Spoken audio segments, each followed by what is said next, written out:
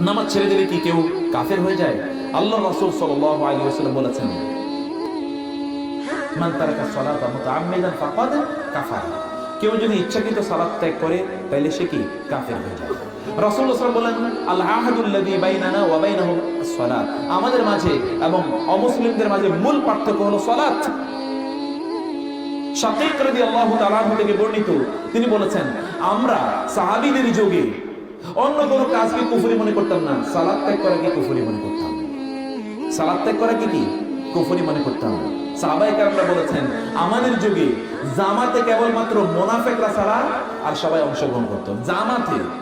তাহলে নামাজ যদি ছেড়ে দেয় তাহলে ও কি পরিস্থিতি কি? আল্লাহ সুবহানাহু ওয়া তাআলা বললেন, মুশরিকরা তারা জাহান্নামী, তারা তোমাদের ভাই না, ইল্লা, তবে সেই ব্যক্তি ছাড়া, যে ব্যক্তি কি করে, ইল্লাল্লাযিনা তাবু আকামুস সালাতা, যারা তওবা করেছে এবং সালাত কায়েম করেছে।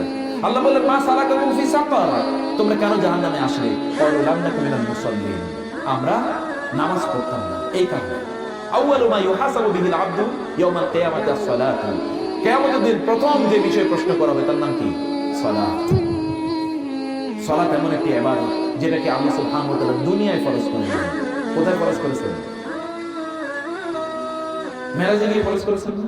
আল্লাহ রাসূল যখন মেরাজে যান তখন কি হয়? সালাত ফরজ হয়। তার উপরে সালাত ফরজ না। এই 5 ওয়াক্ত স্টাইলে সালাত ফরজ না। এমন কোন নবী রাসূল বা এমন কোন উম্মাহ আসেনি যে উম্মার জন্য সালাত ফরজ ছিল না। এটা সবার জন্য ফরজ ছিল। এটা এমন একটা ইবাদত, সালাত ইবাদত দিন, এটা দিনের স্তম্ভ। যে স্তম্ভকে ঠিক রাখলে সেই দিনকে ঠিক রাখলে। ফলে সালাত ইচ্ছাকৃতভাবে ত্যাগ করা এটা কুফরি। কিন্তু এই কুফরি মানে কি ব্যক্তি কাফের হয়ে যাবে, নাকি তিনি আসলে এখনো মুমিন থাকবেন? এটা নিয়ে আলেমদের মধ্যে দুটো মত আছে।